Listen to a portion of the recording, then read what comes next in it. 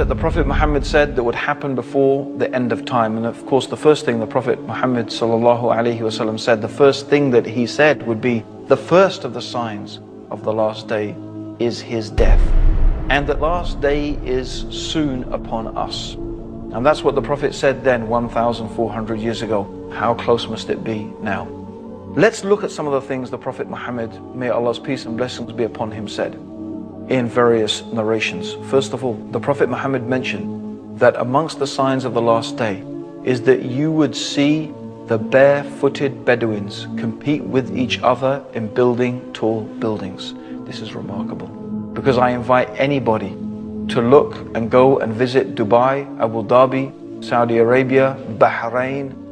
These are places where 60 years ago, I remember when I was in Kenya and they were complaining how there was no more money coming from Saudi Arabia after 9/11 and so on and so forth.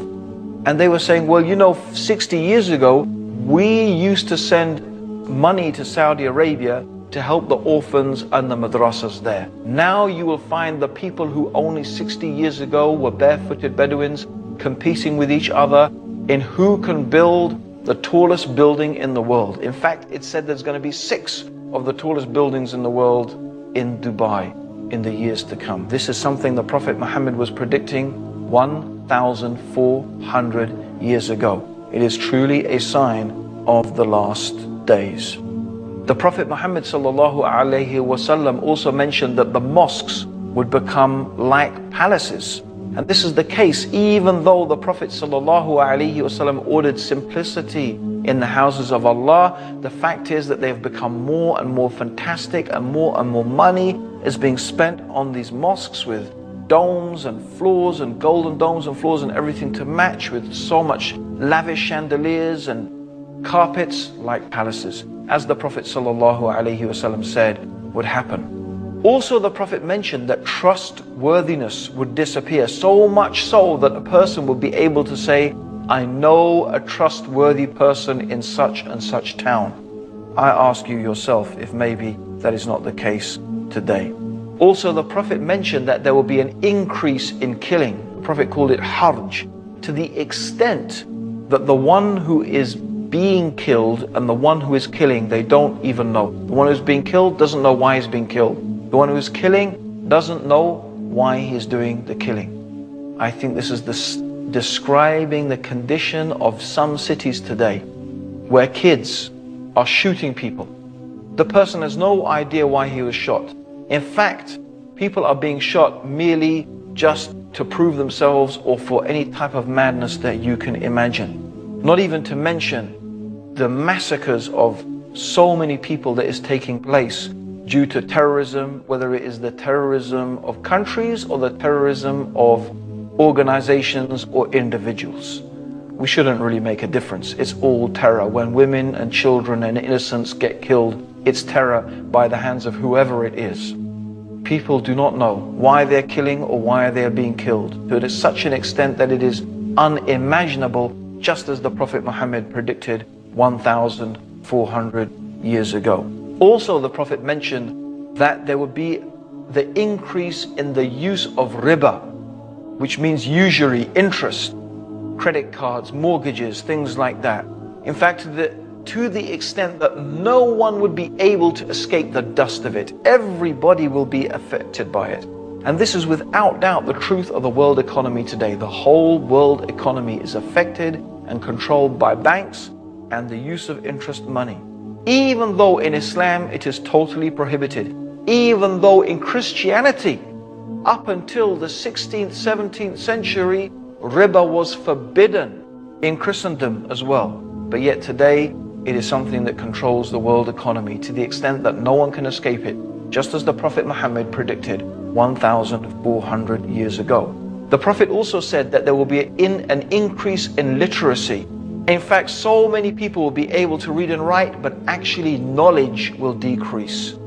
Isn't that a type of paradox? More people will read, and what do we end up reading? Most of us, we read rubbish. We read rubbish stuff. But we can read, but knowledge, especially knowledge of the religion, despite the fact that more people can read, ignorance has become prevalent. And this is what the Prophet ﷺ said, that religious knowledge would decrease, not by the books disappearing, not by, knowledge being taken from the minds of the people. No, the knowledge in the sense of the books will be there, but the scholars, so that only ignorant people will remain. And people will ask them for religious verdicts, and they will give it, even though they are ignorant, and they will misguide themselves and misguide others. Anyone acquainted with the Muslim world today will be familiar with this.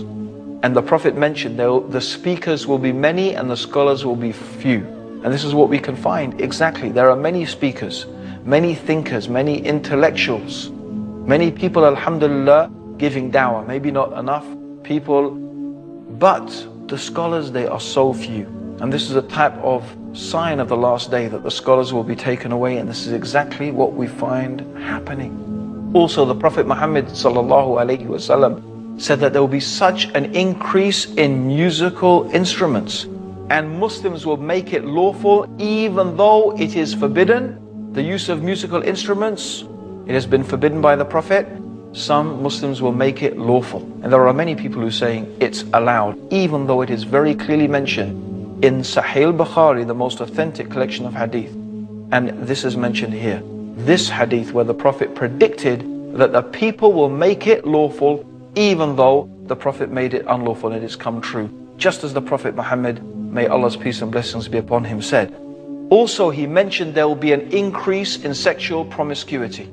Even though Islam is a religion that teaches chastity, that a man and a woman should confine themselves to marriage, the Prophet said there will be an increase in sexual promiscuity. And I don't think anyone can deny that that is the state of the world today, with highly sexualized images, and even traditional societies that normally had a good traditional moral values. For example, like India. Even in India, for example, promiscuity is becoming more and more common, hardly than it ever was before. Even in Muslim countries, where the whole idea of sexual promiscuity is so against the teachings of Islam, it is unfortunately becoming more and more common. And the Prophet Muhammad said that because of this, diseases would appear that people had never heard of before.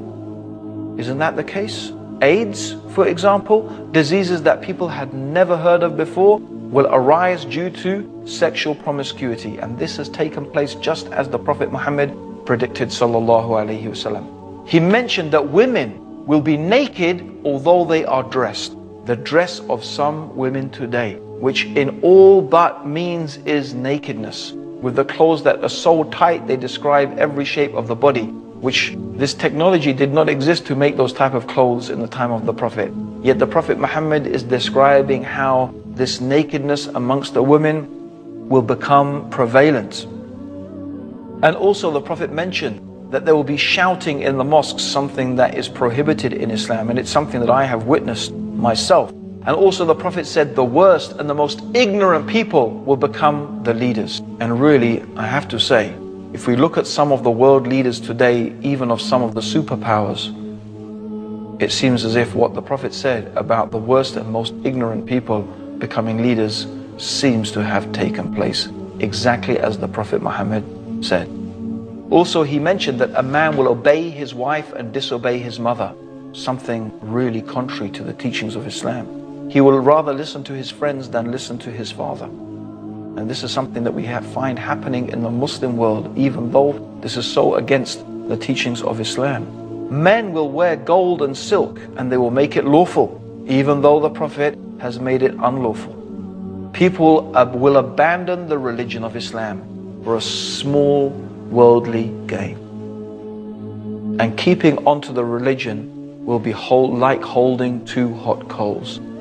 I am mentioning all of these things, and there are many, many more things that the Prophet Muhammad ﷺ mentioned. But these are some of the small signs concerning the events that will take place before the last day.